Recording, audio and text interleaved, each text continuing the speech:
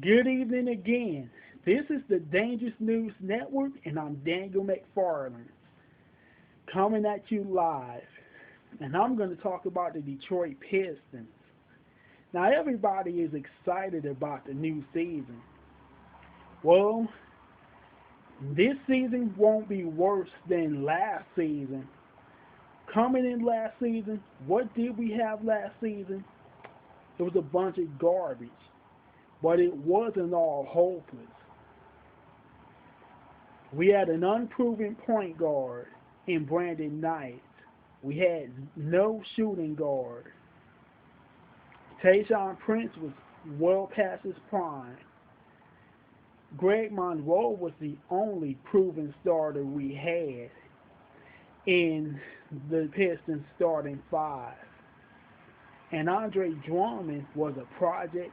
Max Seal was an end-of-the-bench role player. And the rest of the roster was garbage. Will Bynum, well, he turned out to be a spark plug. He's an NBA player, but he has to stop playing hero ball all the time. That's why he didn't get drafted. But he's an NBA player, though. He has that talent. Now let's look at the roster right now. We have Brandon Jennings. We traded for him, and we gave up Brandon Knight. We have the shooting guard, either Chauncey Billups or Kentavious Caldwell-Pope, our draft pick in 2013. Chauncey Billups was the MVP of the Detroit Pistons championship team. For a good reason, too. Because back in his prime, he was a star in the prime of his years. In the prime of his career, I should say. And we have Josh Smith at small forward, assumingly. And that power forward, we have Greg Monroe. He's been our mainstay for years. Well, since 2010, when the Pistons was just shitty. And at center, we have Andre Drummond. I expect for him to start. Now, here's what we have as far as seeding goes. We know the number one seed is going to be Miami Heat. The Miami Heat, if you're facing the Miami Heat, you better duck. Because you're not beating the Miami Heat in the playoffs. I'm going to tell you that right now. The only hope you can get is second place. That's for real. This time, Dwayne Wade's not going to be playing on one leg. And Chris Bosh, if he doesn't underperform, it's not going to be pretty for the opposing team. And that's if Greg Oden, in the likely case, doesn't stay healthy. Well, he's not likely to stay healthy, but if by some fluke he stays healthy for the first time in his career, you better be scared of the Miami Heat. LeBron James is in the prime of his career, and he has figured it out. This is just like the Michael Jordan years. Once Michael Jordan figured it out, the game was over for the NBA. The only hope was second place. You see, it didn't matter that they don't have a real point guard. LeBron James is the point guard and the small forward and the power forward at the same time. And a shooting guard. He's a streaky shooter, but he can shoot. Mario Chalmers can shoot. He's a shooting guard on other teams. Dwayne Wade's not a shooter, but his slashing ability. That's something to be scared of. Chris Bosh cannot shoot at all, but he's got that low post game. He's got the fast break, and he can rebound as well. But Greg Golden, if by some impossible fluke he stays healthy, the Miami Heat's going to be really scary. Now, as far as the Indiana Pacers, they're the favorite to be second place. The Indiana Pacers, they have a star in Paul George, or they look to have a star, but they did get a little bit tougher. They might give them the most trouble, the Miami Heat, but they're still going to lose in 6 games in 2014 in the Eastern Conference Finals. That's where I stand. The number 3 team could go either way. The New Jersey Nets, or the Brooklyn Nets, and the Chicago Bulls, if Derrick Rose is the player he was pre-injury. If Derrick Rose is the player he was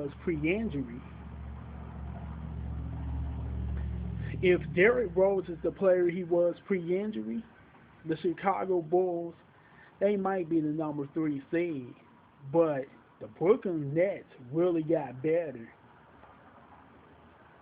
At point guard, you got Darren Williams.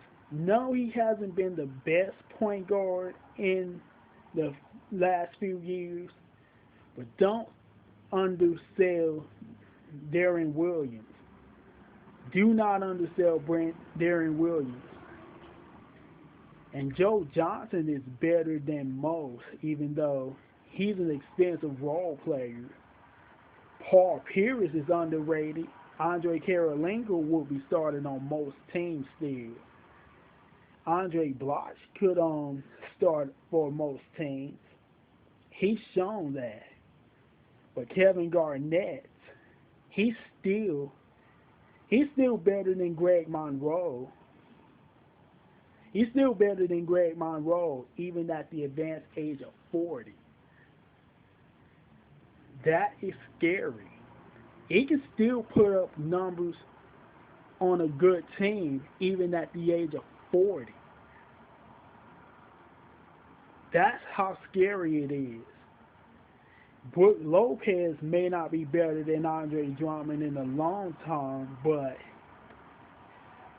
Brook Lopez is not a slouch. And they got some depth as well. So I'm putting the New York Nets 3rd and Chicago Bulls 4th.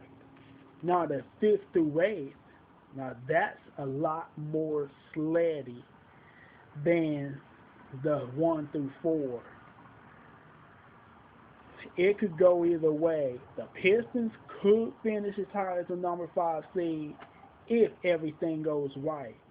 But the Pistons, they can finish as low as number 13.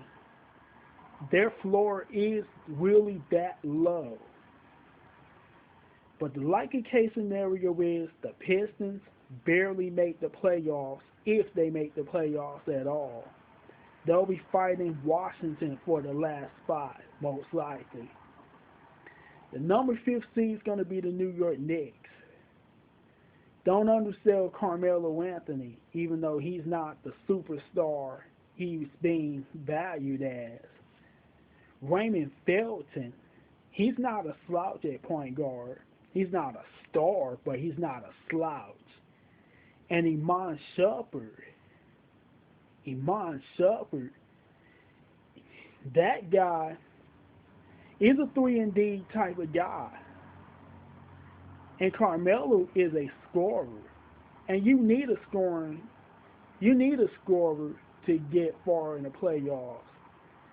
Amari Stoudemire is efficient, but he's not the same he used to be, but he's efficient. And Tyson Chandler, he's a glorified garbage man that was being counted on to do too much. but he's a glorified garbage man and a good defender as well, and a championship contender. He's not a top 5 center if the NBA was deep in centers. If the NBA was deep in quality centers, he's not a top 5 center. But he's a good center. Your number 6 seed, I think it's going to be the Atlanta Hawks. I could be wrong, but Atlanta Hawks didn't get weaker. Jeff Teague is the starting point guard. You do know that. And Kyle Korver can shoot. Lou Williams, he's back and healthy. They didn't lose anything at small forward. They did lose Josh Smith, but they replaced him with Paul Millsap, who is so much more efficient on offense that it's a push between Josh Smith and Paul Millsap. Even though Paul Millsap's not a very good defender, he ain't Greg Monroe. He ain't a sieve like Greg Monroe. And Al Horford, the idea that he can't play the 5 is a farce. The number 7 seed is going to be Cleveland. Even if Andrew Bynum doesn't stay healthy, Kyrie Irving is better than what the Detroit Pistons have. Now, that could change if Andre Drummond evolves into a superstar. But Andre Drummond has not done that much yet. Don't get it twisted. Kyrie Irving, he's already a borderline superstar right now. All he has to do is take the game to the next level, and he's a real superstar. Dion Waiters at least shown that he could be a borderline starter. And small forward isn't exactly a slouch either. Anthony Bennett. Anthony Bennett, the first round draft pick. And power forward Tristan Thompson, he's going to be better than Greg Monroe in due time.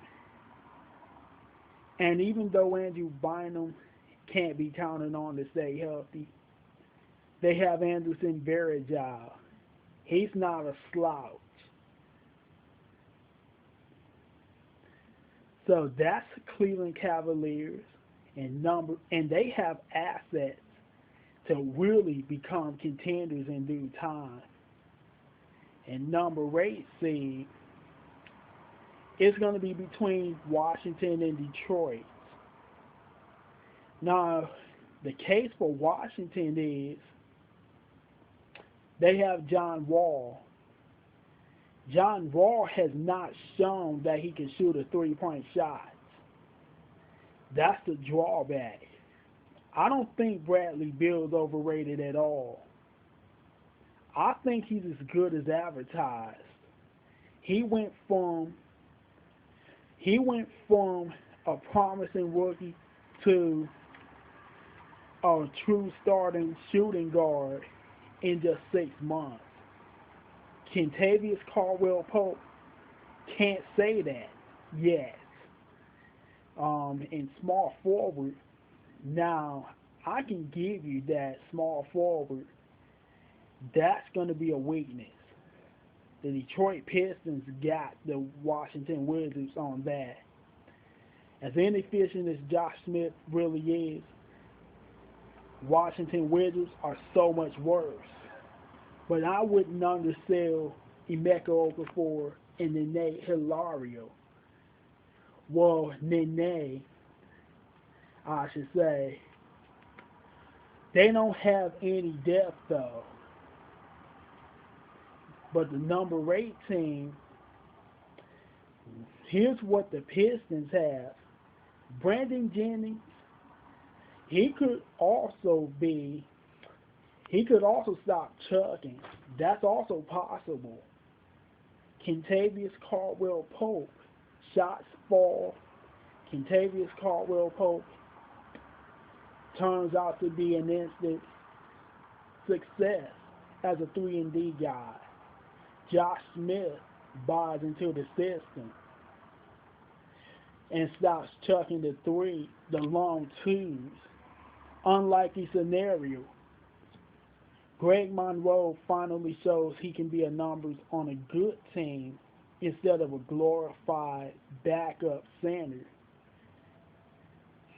And Andre Drummond takes the game to the next level. But if worse comes to worse, Brandon Jennings doesn't show anything except for flashes. Well, Brandon Jennings, he's a decent but nothing special point guard and shines occasionally, which is why Milwaukee traded Brandon Jennings to Detroit in the first place. Kentavious Caldwell-Pope's not ready. Chauncey Billups lost so much more than we thought. And I think Chauncey Billups lost a lot since his days as a Los Angeles Clipper and since his days as a New York Knick. I think he's lost a lot. Josh Smith likes to do what he does. Chucks threes, chucks long twos. He's not as bad as a three-point shooter as he is a long two shot. Greg Monroe continues not to be anything more than a glorified backup. And Andre Drummond is more of a project, even more of a project than I thought. That's the worst case scenario. But like a case scenario though, I can tell you, Brandon Jennings, the only person that we have in the starting five that is definitive and not definitive, that has actually gotten out of the first round alive, has done so far as getting out of the first round alive, that is Josh Smith, a chucker. Now as for Brandon Jennings,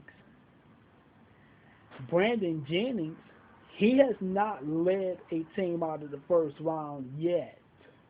Kentavious has done jack shit yet. Chauncey Billups, though, he's led us to a championship, and he's gotten to the ECF and the WCF, Eastern Conference Finals and Western Conference Finals, short for Eastern Conference Finals and Western Conference Finals. But he's lost a lot. And Greg Monroe has not shown he could be a real starter, numbers on a good team. And Andre Drummond is still a project, even though he's promising, even though worst case scenario, he's a defensive player of the year once he finalizes his evolution. But Andre Drummond on offense is still a project. So the idea that ESPN has us at 9th is not so much of a joke as Pistons fans think. Well, I would trade Greg Monroe and Jonas Jerebko for Thaddeus Young. Here's why. Greg Monroe has not shown that he's more than the numbers on a bad team. And we would be done a big old favor by having Philly take our bad contract. Thaddeus Young may not be anything but a borderline starter, and he may not carry us to a championship Don't undersell his defense. The Pistons defense gets significantly better, not just marginally better. Josh Smith, don't underestimate Josh Smith's defense. He's not Dwight Howard as in Defensive Player of the Year, but he's still a good defender, better than Tayshaun Prince. And the no-fly zone is enforced, reinforced, I should say. And Thaddeus Young cannot lock down even good scorers at small forward. That's a necessary element. He's not a three-point shooter or a very good three-point shooter, but we have three-point shooters coming off the bench. So, therefore, I'm not that worried. That is my take.